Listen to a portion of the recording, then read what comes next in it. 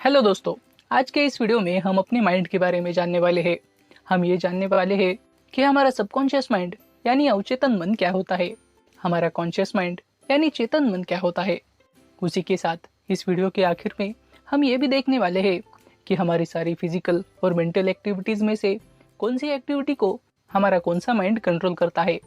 तो इसीलिए इस वीडियो को आखिर तक ज़रूर देखिए, क्योंकि ये वीडियो ख़त्म होने तक आप अपने माइंड के बारे में काफ़ी इंटरेस्टिंग चीज़ें जान पाएंगे। तो इसीलिए इस वीडियो को आखिर तक ज़रूर देखिए। और अगर आपको ये वीडियो अच्छा लगता है तो इस वीडियो को लाइक कीजिए और हमारे चैनल को सब्सक्राइब कीजिए। तो चलिए आज के इस वीडियो को शुरू करते हैं। तो दोस्तों, सबसे पहले हम ये जानते हैं कि ये कॉन्शियस माइंड और सबकॉन्शियस माइंड आखिर होते क्या है। क्या ये हमारे दो दिमाग होते हैं? नहीं। क्या ये हमारे दिमाग के दो पार्ट्स होते हैं? नहीं, ऐसा भी नहीं। तो फिर कॉन्शियस माइंड और सबकॉन्शियस माइंड आखिर क्या होते हैं? दोस्तों, डॉक्टर जोसेफ मर्फी के the power of subconscious mind इस बुक के अनुसार हमारे दिमाग के दो लेवल्स होते हैं। एक होता है कॉन्शियस और रैशनल लेवल, और दूसरा होता है सबकॉन्शियस और इरेशनल लेवल। यानी हमारा माइंड दो लेवल्स पे काम करता है, कॉन्शियस लेवल पे और सबकॉन्शियस लेवल पे, और उसी को कॉन्शियस माइंड और सबकॉन्शियस माइंड कहा जाता है। और दोस्तों, यही वो दो माइंड्स होते हैं जिनकी मदद से हमारी सारी एक्टिविटीज़ को कंट्रोल किया जाता है। फिर चाहे वो एक्टिविटीज़ हमारी मेंटल लेवल पे हो या फिर फिजिकल लेवल पे हो, फिर चाहे वो किसी थॉट के बारे में सोचना हो या फिर कोई फिजिकल एक्शन लेनी हो, हमारे सारे काम इन्हीं दोनों माइंड्स की मदद से कंट्रोल किए जाते हैं। और अब कौन से काम को हमारा कौन सा माइंड कंट्रोल करता है, ये हम इस वीडियो के आखिर में देखेंगे। बट उससे पहले हम इन कॉन्शियस माइंड और सबकॉन्शियस माइंड को थोड़ा और अच्छे से डिटेल में समझते हैं। दोस्तों, हमारा शरीर फिजिकल और मेंटल लेवल पर बहुत सारी एक्टिविटीज़ करता रहता है।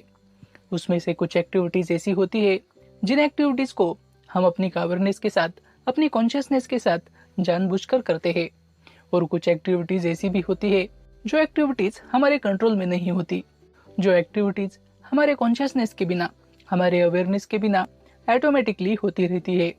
तो जिन एक्टिविटीज़ को हम अपनी कॉन्शियसनेस के साथ, अपनी अवेयरनेस के साथ जानबूझकर करते हैं, उन एक्टिविटीज़ को हमारा कॉन्शियस माइंड कंट्रोल करता है।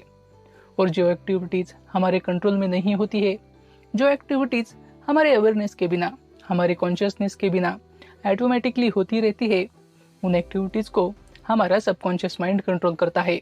और इसी की वजह से हमारा कॉन्शियस माइंड जब भी किसी काम को करता है तो हमें उसके बारे में पता होता है। बट जब हमारा सबकॉन्शियस माइंड किसी एक्टिविटी को करता है तो हमें उसके बारे में पता नहीं होता, क्योंकि वो एक्टिविटी ऑटोमेटिकली होती रहती है। हमारा सबकॉन्शियस माइंड 24/7 24 घंटे काम करता है।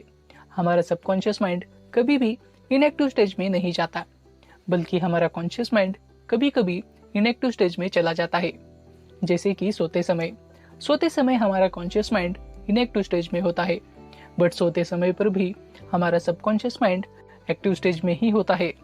हमारे कॉन्शियस माइंड के पास मेमोरी नहीं होती, हमारे सबकॉन्शियस माइंड के पास बहुत बड़ी मेमोरी होती है। हमारा कॉन्शियस माइंड एक ऑब्जर्वर की तरह काम करता है। वो हमारे बाहर की दुनिया को हमारे सेंसेस के थ्रू कंटिन्यूअसली ऑब्जर्व करते रहता है।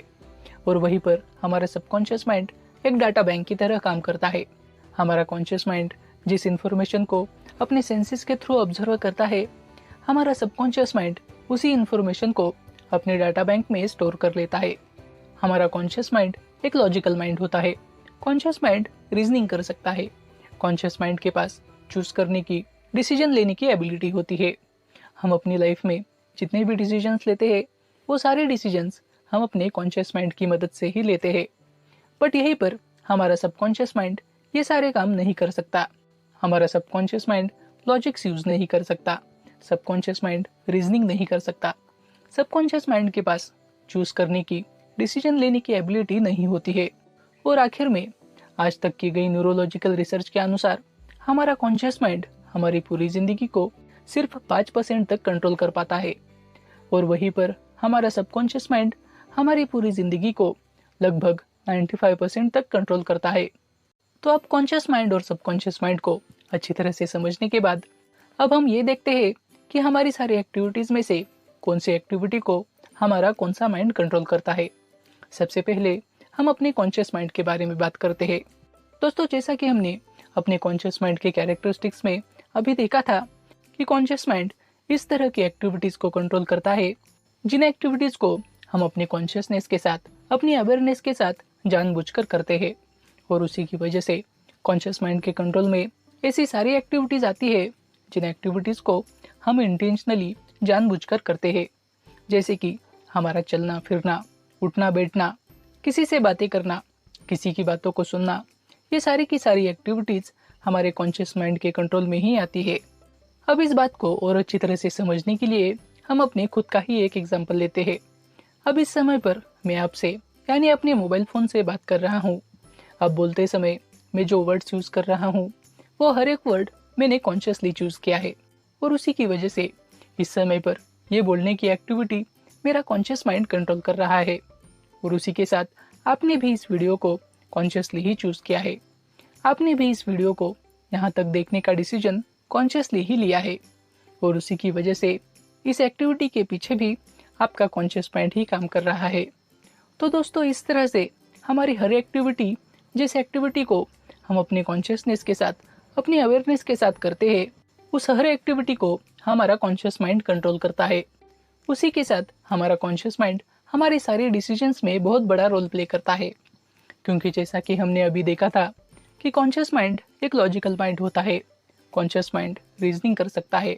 कॉन्शियस माइंड किसी भी चीज को सही या गलत ठहरा सकता है।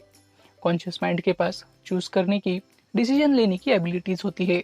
और दोस्तों, इन्हीं सारे कैरेक्टरिस्टिक्स की वजह से ही हमारा कॉन्शियस माइंड हमारे सारे डिसीजंस में एक बहुत बड़ा रोल प्ले करता है। तो दोस्तों, ये थी ऐसी कुछ एक्टिविटीज जिन्हें हमारा कॉन्शियस माइंड कंट्रोल करता है। और अब हम ये देखते हैं कि हमारा सबकॉन्शियस माइंड हमारी कौन सी एक्टिविटीज को कंट्रोल करता है। दोस्तों, जैसा कि हमने अभी देखा था कि हमारा सबकॉन्शियस माइंड हमारी ऐसी एक्टिविटीज को कंट्रोल करता है जो एक्टिविटीज हमारे कंट्रोल में नहीं होती है, जो एक्टिविटीज हमारे कॉन्शियसनेस के बिना, हमारे अवेयरनेस के बिना ऑटोमेटिकली होती रहती है, जैसे कि हमारी हार्ट बीट का चलना, हमारी डाइजेस्टिव सिस्टम का काम करना, हमारे पूरे शरीर में ब्लड का सर्कुलेशन होना। इस तरह की सारी फिजिकल एक्टिविटीज, जो एक्टिविटीज ऑटोमेटिकली होती रहती है, उन एक्टिविटीज को हमारा सबकॉन्शियस माइंड कंट्रोल करता है। और इन फिजिकल एक्टिविटीज के साथ साथ हमारे दिमाग में भी ऐसे बहुत सारे थॉट्स होते हैं जिन्हें हम कॉन्शियसली नहीं सोचते, बट फिर भी वो थॉट्स हमारे दिमाग में ऑटोमेटिकली आते रहते हैं। और दोस्तों, ऐसे थॉट्स के पीछे भी हमारा सबकॉन्शियस माइंड ही काम करता है। उसके बाद हमारा सबकॉन्शियस माइंड एक डाटा बैंक की तरह काम करता है, और हमारा सबकॉन्शियस माइंड हमारी सारी बातों को इस डाटा बैंक में स्टोर कर लेता है। और आखिर में सबकॉन्शियस माइंड हमारे बिहेवियर को, हमारे हैबिट्स को कंट्रोल करता है, क्योंकि जैसा कि हमने अभी देखा था कि हमारा सबकॉन्शियस माइंड हमारी सारी बातों को, हमारी सारी एक्टिविटीज को अपने डाटा बैंक में स्टोर कर लेता है। और उसी की वजह से हम कौन सी सिचुएशन में किस तरह से बिहेव करते हैं, ये बातें भी हमारे सबकॉन्शियस माइंड में स्टोर हो जाती है। और उसी की वजह से हमारा सबकॉन्शियस माइंड हमारे बिहेवियर को भी कंट्रोल करता है। तो दोस्तों, ये था आज का वीडियो। इस वीडियो में हमने अपने कॉन्शियस माइंड और सबकॉन्शियस माइंड को अच्छे तरह से समझने की कोशिश की। तो आपको ये वीडियो कैसा लगा, ये आप हमें कमेंट करके ज़रूर बताएं। और अगर आपको ये वीडियो अच्छा लगता है, इस वीडियो से अगर आप कुछ सीख कर जाते हैं, तो इस वीडियो को लाइक कीजिए और हमारे चैनल को सब्सक्राइब कीजिए। तो चलिए मिलते हैं अगली वीडियो में किसी नई प्रॉब्लम का सोल्यूशन लेके।